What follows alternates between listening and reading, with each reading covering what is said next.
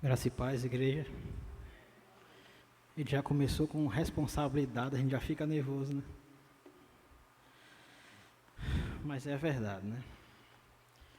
Irmãos, gostaria que vocês abrissem a Bíblia no livro de Eclesiastes, capítulo 3.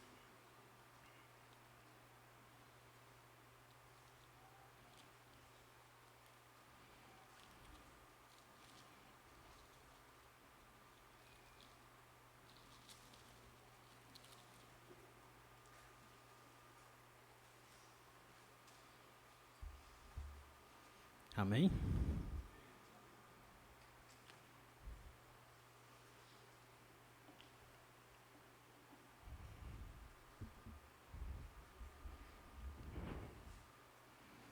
Eclesiastes capítulo 3, do 1 ao versículo 8. Diz o seguinte: tudo tem seu tempo determinado, e há tempo para todo o propósito debaixo do céu. Há tempo de nascer e tempo de morrer, tempo de plantar e tempo de arrancar o que se plantou, tempo de matar e tempo de curar, tempo de derribar e tempo de edificar, tempo de chorar e tempo de rir, tempo de prantear e tempo de saltar de alegria, tempo de espalhar pedras e tempo de juntar pedras, tempo de abraçar e tempo de afastar-se de abraçar, tempo de busca e tempo de perder, tempo de guardar e tempo de deitar fora, tempo de rasgar e tempo de coser, tempo de estar calado e tempo de falar, tempo de amar e tempo de aborrecer, tempo de guerra e tempo de paz. Oremos. Pai, em nome do Teu Filho amado Jesus, que estamos aqui hoje para Te servir, Te ouvir e Te engrandecer, Pai. Que a palavra que venha a ser aqui ministrada, venha a ser do Teu coração para o nosso coração. Que eu possa ser apenas canal, instrumento Seu. Que possamos entender, compreender e viver aquilo que o Senhor quer em nossas vidas. Que possamos aprender de verdade e repassar aquilo que aprendemos do Senhor. Que o Senhor seja constantemente presente em nossas vidas. Nós Te oramos e já Te agradecemos por tudo que tem feito e pelo que ainda fará. Amém. Amém. Baixar esse microfone aqui. Eclesiastes capítulo 3, versículo de 1 a 8. Eclesiastes é um livro escrito por Salomão. Salomão foi um homem muito sábio, segundo a palavra nos diz. Salomão escreveu esse livro em uma fase de sua vida muito importante. Assim como todos nós vivemos fases em nossa vida, vivemos a fase da infância, onde brincamos muito, aprendemos muito. Estamos na fase de fantasiar coisas. Pelo menos, eu queria ser super-herói. Sempre, quando era criança, eu sempre quis ser super-herói. Sempre quis ser o Batman, que é o que eu mais gostava. Na infância, a gente deixa a imaginação fluir, deixa a imaginação ir além. Vem a adolescência. Na adolescência, a gente começa a pensar no que vai fazer da vida. Qual curso vamos fazer, onde vamos estudar. São a fase dos planos. Vem a juventude, que é a fase dos projetos, e de começar a executar tudo aquilo que se planejou. Muitas vezes o que planejamos não acontece, sai de forma diferente. Uma faculdade que pensamos, fazemos outra.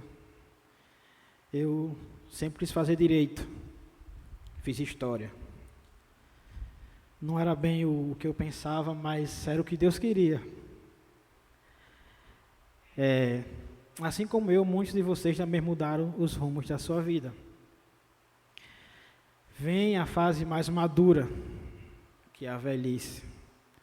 E essa é uma das fases que eu acredito ser a mais gostosa da vida. Porque você já viveu, já concluiu, já projetou, já planejou, já executou.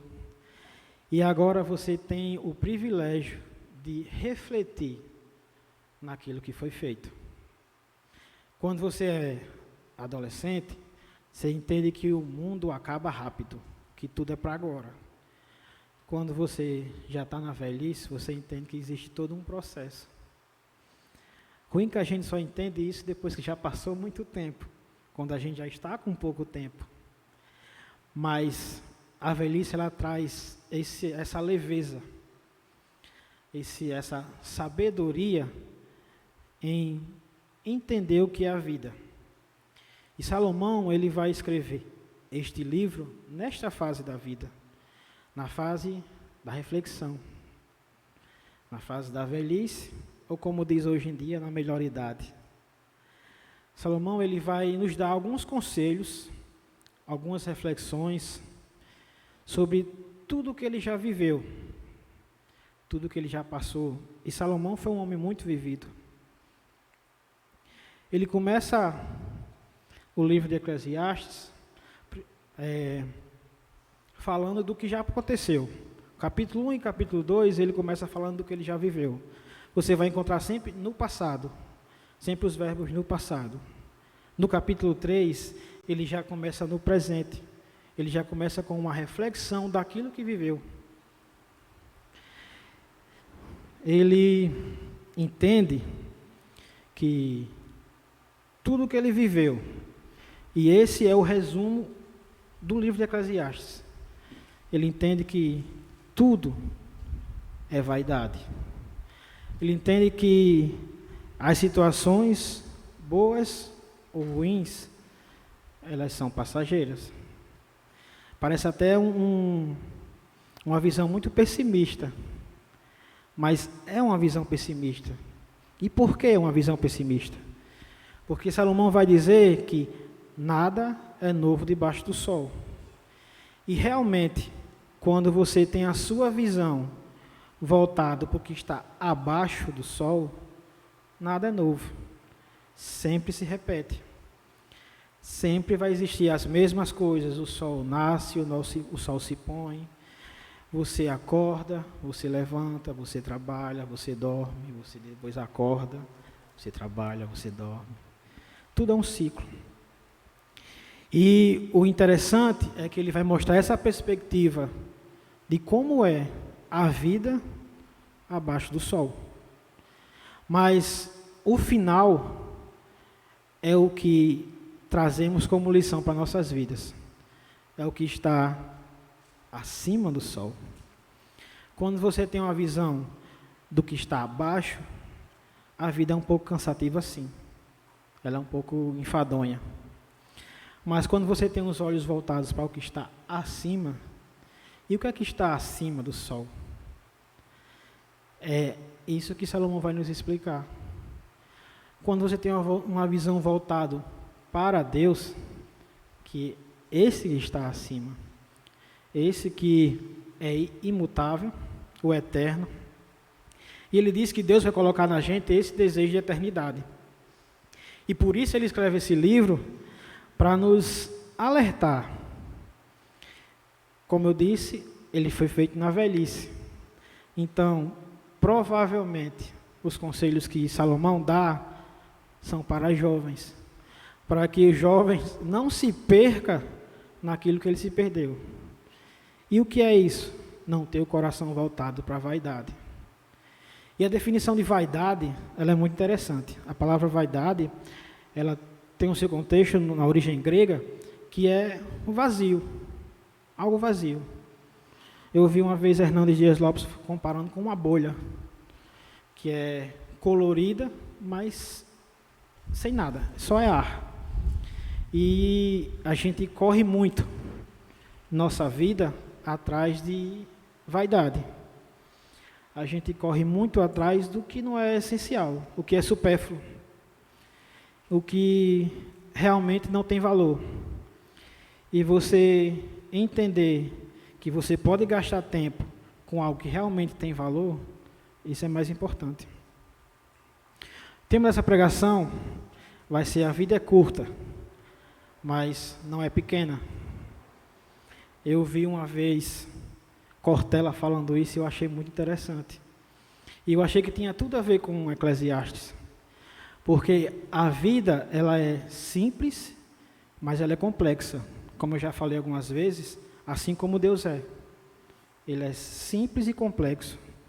Ele é pessoal e coletivo. O versículo 1 de Eclesiastes 3 diz o seguinte: tudo tem seu tempo determinado, e há tempo para todo o propósito debaixo do sol, debaixo do céu. Tudo tem seu tempo. Ele já começa mostrando aqui a soberania de Deus, não só em nossas vidas, mas em tudo. Nada escapa do alcance do Senhor. Ele é soberano, por isso que tudo tem seu tempo. Deus, ele é um ser atemporal. Então a definição de tempo existe para nós, que somos temporais, mas Deus, ele é atemporal. Só um ser atemporal poderia construir e entender um conceito temporal. Mas como somos temporais, não entendemos a ideia da atemporalidade. Por isso que ele é eterno. Tudo tem seu tempo determinado. Cada situação existe por um tempo. E ele continua dizendo: todo propósito. E há tempo para todo propósito. Há tempo para todo propósito. Tudo tem um tempo e tem um propósito. Nada do que acontece em sua vida, nada do que você viveu ou vai viver, está longe do que Deus quer, ou do que Ele possa saber, porque Ele tem o controle. Salmo 103:19 diz: o Senhor estabeleceu o seu trono nos céus, e como rei domina sobre tudo que existe. Então, cada situação vivida, cada projeto seu, está sob o controle de Deus. Cada um. Por mais que você pense assim: não, mas eu que pensei isso, foi você que pensou, você planejou, mas Deus sabia muito antes de você. Eu já disse algumas vezes e eu vou repetir, é muito reconfortante saber que Deus sabe mais e melhor do que a gente, porque isso dá aquele aval para direcionar para o melhor caminho. Há tempo para todo propósito. A soberania de Deus no tempo e nas experiências humanas, elas são constantes. E ela age no meio de todos nós. O versículo 2 diz o seguinte: há tempo de nascer, há tempo de morrer, há tempo de plantar e tempo de arrancar o que se plantou. Eclesiastes, ele traz uma perspectiva constante na vida. Você vai perceber sempre o seguinte: existem momentos bons e momentos ruins. Há tempo de nascer, é bom. Há tempo de morrer, não é tão bom. Há tempo de plantar, é uma coisa boa. E há tempo de arrancar o que se plantou.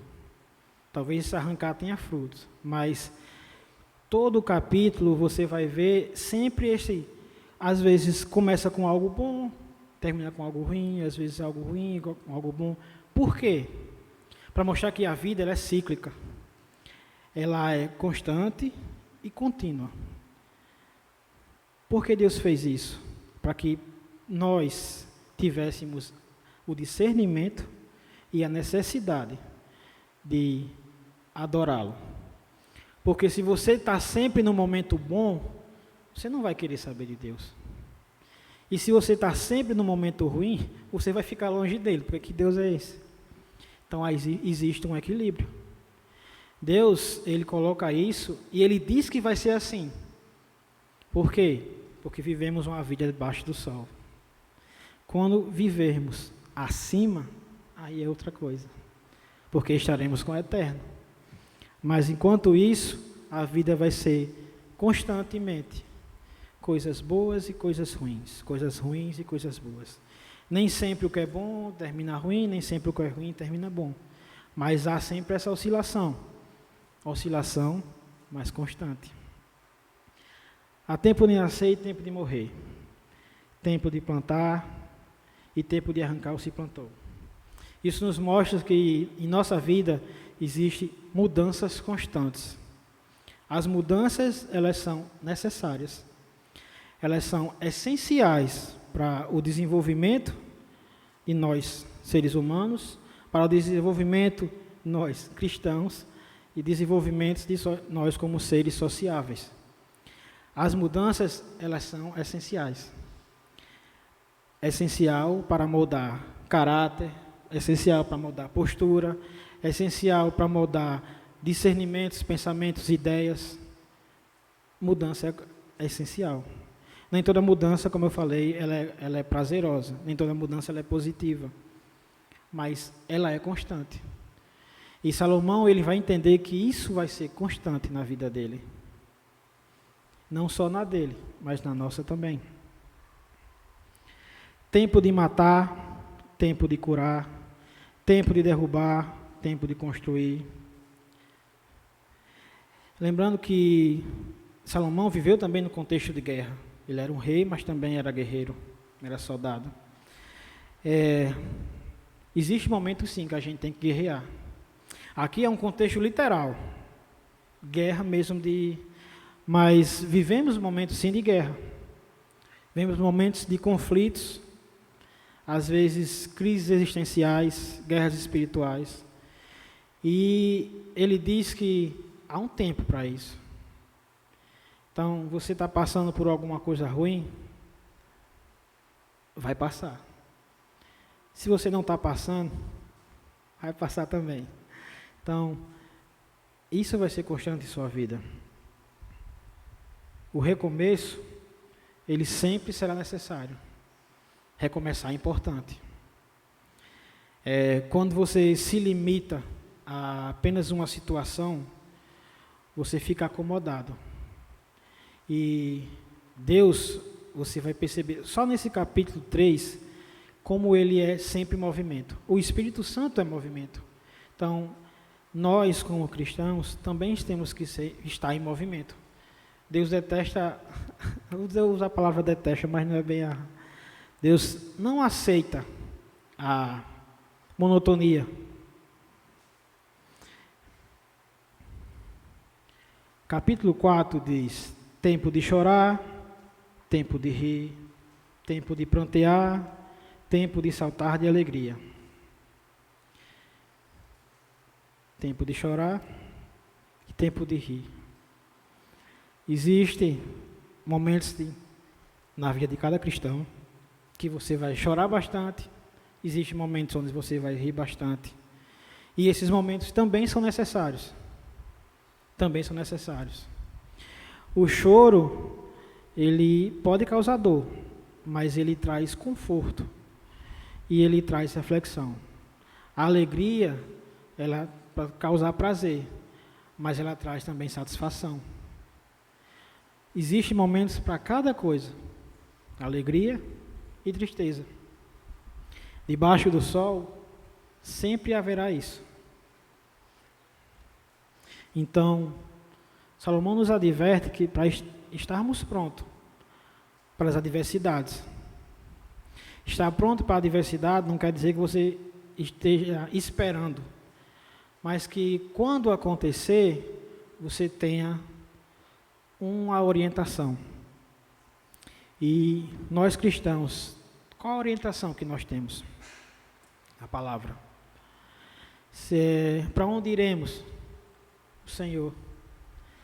Então, quando a adversidade acontece e você não espera o que geralmente acontece, você tem para onde ir, você tem para onde olhar, você tem para onde buscar socorro, você tem a palavra, você tem o Senhor, você tem a igreja. Capítulo 5 diz: tempo de espalhar pedras e tempo de ajuntar pedras, tempo de abraçar e tempo de deixar de abraçar. De uma maneira bem poética, Salomão está falando aqui sobre o casamento. É interessante você refletir sobre isso. Juntar pedras e separar pedras. Quando a gente vai pegar no costume antigo dos judeus, quando havia uma punição grave, um exemplo, quando era pego em adultério, como é que eles puniam? Apedrejada. Eles eram apedrejados. Colocava a pessoa lá e eles apedrejavam. Então, eles só paravam quando a pessoa morria. Esse apedrejar, o que acontecia no final? As pedras ficavam espalhadas. Com o passar do tempo, essa prática foi sendo abolida. Mas a ideia da violência em si permanece. Você quer ver um exemplo como permanece? Nossa cultura potiguar, eu tenho certeza que todo mundo aqui já viu, quando passa em uma BR ou uma RN, você vê umas capelinhas com as pedrinhas em cima. Vocês já viram isso? Pronto, esse costume é judeu. É uma tradição para dizer que ali morreu alguém de forma brutal. Morreu alguém que não era para ter morrido daquela forma, porque foi um acidente, né? Então, essa alusão vem justamente desse período, dessas mortes brutais. Então, eles colocam as pedrinhas, que eram espalhadas. E na nossa cultura, temos muito da cultura judaica, apesar de não sabermos. Essa é uma delas. Então, o que significa juntar pedras? Se espalhar, lembrando no contexto inicial, era a ver com adultério, com a morte, o que seria juntar pedras? É o casar. Então, juntar as pedrinhas, ou como a gente diz, juntar as escovas de dente. Salomão está dizendo aqui que existe sim momentos onde quem é casado vai ficar só. Existe esse momento. Por mais que ninguém queira, ou algum prefira escolher o outro, né? Não, vá você primeiro, depois eu vou. Mas existem esses momentos. Mas existem os momentos de casar. Salomão, ele nos orienta a cuidar do nosso casamento. Porque depois ele continua dizendo assim: há tempo de deixar de abraçar e tempo de abraçar. Abraçar é uma forma muito bonita também de falar em relação sexual, de conhecer o outro, é abraçar. Então, quando ele diz, há tempo de abraçar, vai chegar um tempo que não vai poder mais abraçar. Seja por idade ou porque ficou só. Então, esse momento vai acontecer. E acontece. Então, aproveite o casamento. Aproveite, cuide do seu casamento. Entenda que da importância do outro na sua vida. Cuide do outro.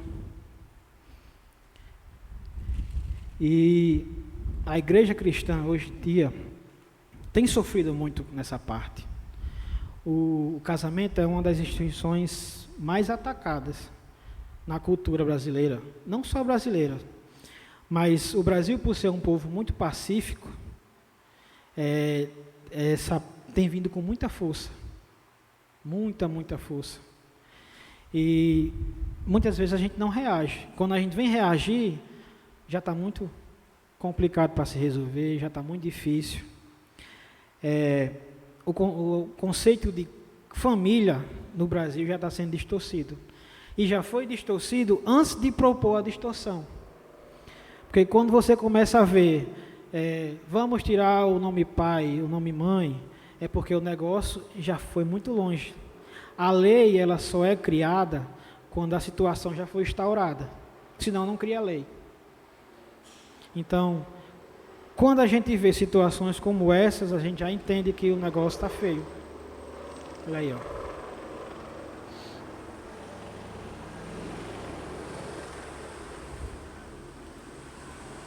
Vai chegar agora o cara. Então, Salomão, ele nos orienta que haverá esse tempo. E quando houver esse tempo? Quando houver o tempo de espalhar pedras e de não abraçar mais? Como é que vai ser?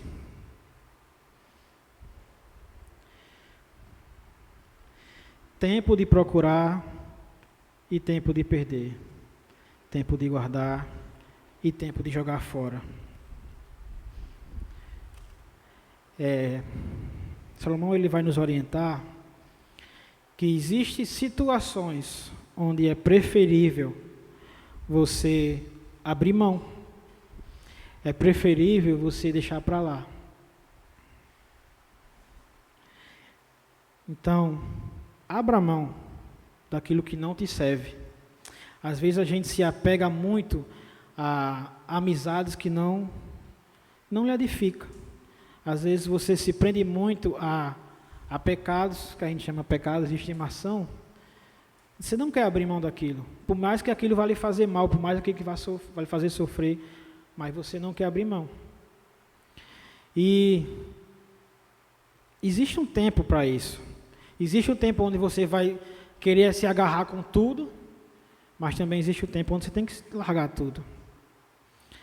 Como eu falei, as mudanças são constantes. E você se prender a situações ruins, as consequências serão ruins, sim. Então, viver uma vida que a gente fala aí, uma vida cristã avulsa, não é uma vida cristã. Procure se prender ao que é verdadeiro, procure se prender ao que é coerente, o que a palavra nos ensina. Procure viver uma vida que te aproxime de Deus. Se agarre nisso. Jogue fora aquilo que não lhe edifica, lance fora aquilo que lhe destrói, lance fora aquilo que lhe prejudica.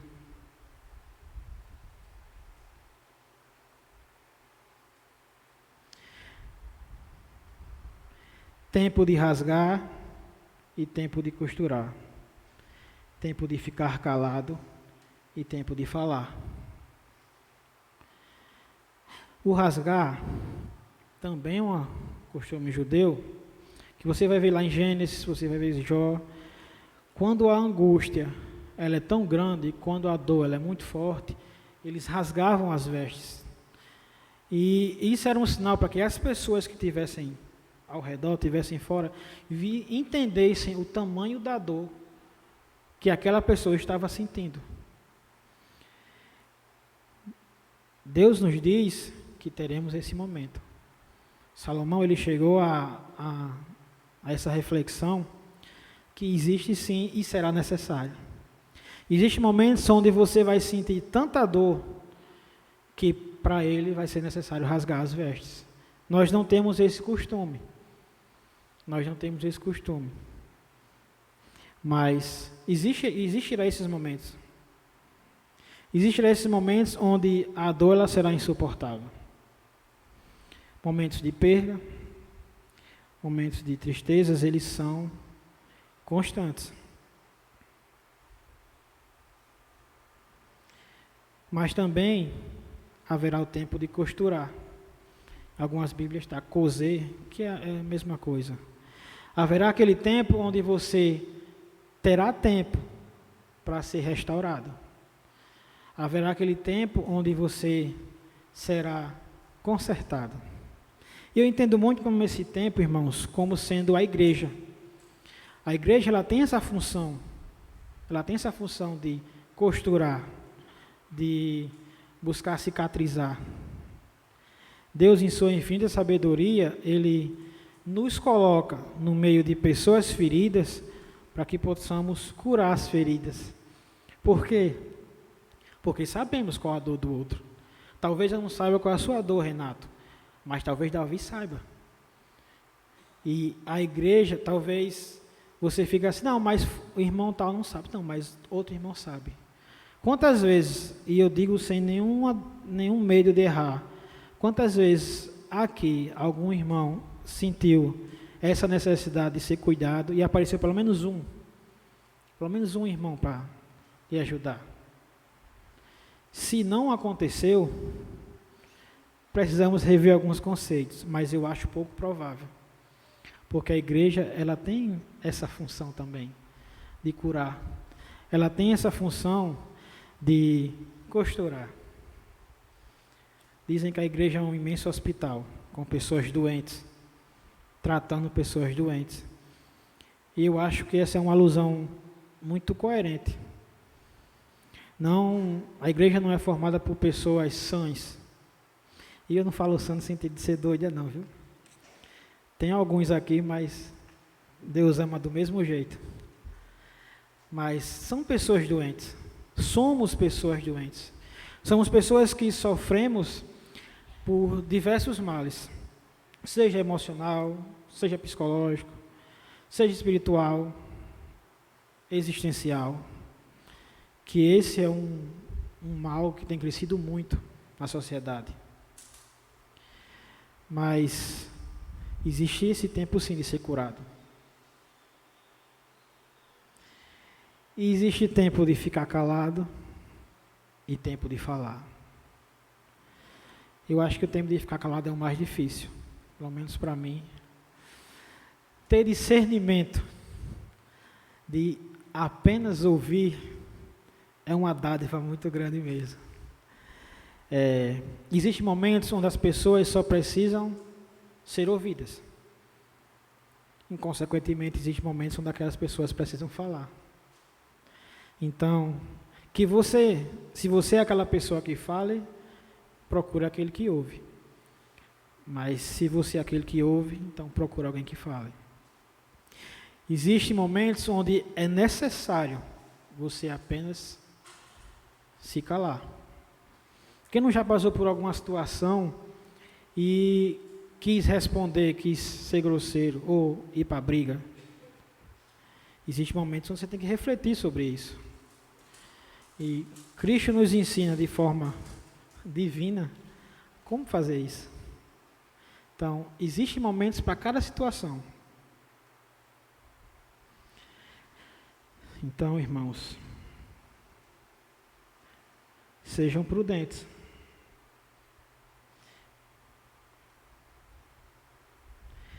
Tempo de amar e tempo de odiar. Tempo de guerra e tempo de paz. Acho que é a parte que mais define o capítulo 3. Existe um momento de amar, e é estranho você pensar que existe um momento de odiar. Existe sim. Existem momentos onde é necessário. Existem momentos de guerra e de paz. Nossa sociedade vive num contexto de constante guerra, seja ideológica, seja guerra teológica. A sociedade cristã, ela tem sido atacada diariamente. É uma guerra, sim. Vivemos uma guerra espiritual, vivemos uma guerra constante. Mas Deus nos conforta da seguinte forma: existirá um tempo de paz. Existirá um tempo onde isso aqui tudo vai passar. Existirá um tempo onde toda a sua dificuldade, todos os seus problemas, eles irão embora. Existirá um tempo onde todo choro será cessado. Toda lágrima será cessada. E Salomão entendeu isso. Salomão entendeu. E Salomão ele vai nos dizer que tudo isso vai ser vaidade. Você pode se perguntar, Mas por que vaidade? Porque viver isso aqui é vaidade. Você vai perceber que Salomão sempre está contrastando entre coisas boas e coisas ruins. Coisas boas e coisas ruins, coisas boas e coisas ruins. Quando você vai equilibrar isso, não é nada. Não é nada. Para cada coisa boa, você tira uma coisa ruim. Para cada coisa boa, você tira uma coisa ruim, você vai ver se não tem nada. Por quê? Porque tudo isso é em vão. Se você viver sua vida baseado em sentimentos, se você viver sua vida baseado em emoções, se você viver sua vida baseado em situações, você viveu uma vida vazia. Você viveu uma vida sem propósito. E ele já começa dizendo que tudo tem um propósito. Tudo tem um tempo e tudo tem um propósito. Viver uma vida voltado para aquilo que para aquilo que a sua carne deseja, é uma vida vazia. Viver uma vida voltada para o que você sente, é uma vida vazia. E Salomão, ele tem essa visão pessimista, como eu falei, por quê? Porque vivemos abaixo do sol. E é aí que vai chegar o ponto onde Salomão diz a maior de suas reflexões. Tudo isso é vaidade. Tudo é vaidade. O que realmente importa? O que realmente importa é o que está acima do sol. O temor ao Senhor é o foco central de Eclesiastes. Se você viver sua vida focado no temor ao Senhor, você viveu uma vida. Sua vida mesmo cheia de altos e baixos, de alegrias e tristezas, dificuldades e facilidades, você terá vivido bem. Por quê? Porque você viveu com um propósito, em temor ao Senhor. Hoje você vê formas e formas de se buscar satisfação pessoal. Você vê formas e formas de buscar alegria. Você vê formas e formas de buscar os maiores desejos que a humanidade possa ter. E constantemente continuamos vazios. Ele vai dizer que os nossos olhos veem e não se cansam de ver. Nossos ouvidos ouvem e não se cansam de ouvir. E é verdade, a gente vê cada vez mais, e quer ver mais, e quer ver mais, e nossos olhos não se cansam. E não quer dizer que o que a gente está vendo é bom. A gente vê muita porqueira por aí. Mas ansiamos viver cada vez mais disso. Isso é tudo vaidade. Quando você busca viver uma vida voltada em Cristo, aí a coisa muda. Salomão vai dizer que uma vida com propósito é essa vida com temor ao Senhor. Que possamos ter essa vida de temor ao Senhor. Não temor a homens, não temor a situações, mas ao Senhor. Que o Senhor venha a ser o centro, que o Senhor seja o foco, que o Senhor seja o alvo, que o Senhor venha a ser a causa primeira, secundária, terciária, todas elas, mas que venha a ser o Senhor o foco de sua vida. Por quê? Porque tudo aqui é passageiro. Há tempo para tudo, menos para o Senhor do tempo. Há tempo para cada situação, menos para o Pai da eternidade. Eu quero concluir, irmãos, com algumas aplicações. Primeira, nunca se esqueça que Deus tem o governo de nossas vidas. Que não importa a situação que você planeje, que você viva, Deus tem o governo. Ele sempre tem o governo. Lembre sempre de voltar seus olhos para cima do sol. Embora os planos sejam feitos, todos dependem da vontade do Senhor. Então, você pode fazer planos, mas o executar é do Senhor. O Senhor, Ele tem total controle de tudo e todos. Às vezes questionamos porque parece não ser, mas quando você começa a refletir no que acontece ao seu redor, você diz, não, realmente, Deus tem o controle. Devemos nos alegrar com as coisas boas, mas também devemos louvar a Deus nas coisas ruins. Por quê? Porque tudo vem dele, tudo é dele. Dai graças em todo o tempo. É muito fácil você se alegrar quando a coisa é boa, glorificar a Deus quando a coisa é boa. Mas quando a situação é ruim, Deus deixou de ter o controle, Deus deixou de estar próximo, pelo contrário. Devemos nos alegrar com isso também. É fácil? Não, não é fácil. Não é fácil. Mas não é impossível.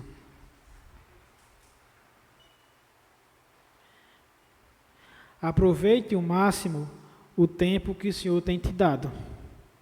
Porque há tempo para tudo.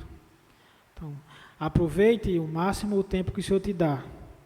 E quando eu digo aproveitar ao máximo, gente, não é você ter uma vida desregrada. Isso aí não é aproveitar, é perder tempo. Como eu falei, a vida é curta, mas ela não é pequena. Ela tem um propósito gigantesco. Você tem um propósito gigantesco. Porque é a criação de Deus. E a criação de Deus ela é gigantesca. Porque Deus é gigantesco. Aproveite esse momento que você tem com sua família. Aproveite bem sua família. Vocês que são casados, aproveite bem seus maridos, suas esposas, seus filhos, seus amigos. Aproveite bem. E aproveitar bem, usem desse momento para edificação. Use desses momentos para demonstrar o quanto você ama o outro. Porque vai chegar um momento que vai ser necessário você lembrar do que você viveu. E talvez você não tenha essa lembrança boa. Vai chegar um momento onde você não vai poder mais dizer. E você vai sentir, porque você não disse. O Senhor nos mostra que essa vida aqui, ela é passageira. Temos sim uma vida eterna. Mas viver aqui, para o cristão, é um estágio bom. Tem que ser um estágio bom. E não é que não vai ter sofrimento, porque aprendemos aqui que teremos sim, constantemente. Mas, diferente de muitos, temos o Senhor. Temos o Pai da eternidade, temos o Príncipe da paz, Deus forte, conselheiro. Temos o Deus Todo-Poderoso, aquele que está sentado acima do trono. Então, isso é motivo para que sejamos alegres, mesmo quando estivermos sofrendo. Sejamos gratos nas dificuldades, que possamos transformar o mundo através daquilo que Deus tem nos dado, tem nos ensinado e tem nos moldado. Que sejamos instrumentos do Senhor aqui, como eu gosto de dizer, que sejamos cartas vivas do Senhor aqui na terra, porque temos a maior e melhor de todas as notícias que possa dar. Cristo vive e Ele reina. Que possamos usar nosso tempo para pregar o Evangelho, que possamos usar nosso tempo para testemunhar de quem Deus é e o que Ele fez em nossas vidas. Porque se você for dizer o que Deus fez na sua vida, só 10 minutos do que Deus fez, você vai ver como tem coisa boa, como tem coisa que Deus fez, como Deus Ele é misericordioso com a gente. Porque não merecemos.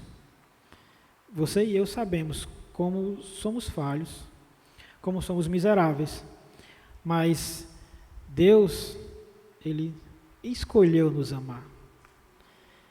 Deus escolheu nos amar. Não escolhemos Deus. Ninguém aqui, por mais que digam que você escolheu Deus. Não, irmãos, sinto muito, você não escolhe Deus. Quando alguém fala assim, não, eu aceitei a Jesus. Não aceitou. Jesus aceitou você. Ninguém é capaz de aceitar Jesus. Por quê? Porque quem está errado não quer estar certo. Quem vive no pecado não quer ser puro, não quer ser limpo. Não quer. Mas Cristo, Ele nos escolheu. Olha que coisa maravilhosa, Ele nos escolheu. Não somos capazes de chegar até Ele. Ele se chegou até nós. Usando o quê? O tempo. Que tenhamos também o mesmo discernimento e tenhamos tempo. Gastemos nosso tempo para pregar, para viver e para testemunhar. Vamos orar, que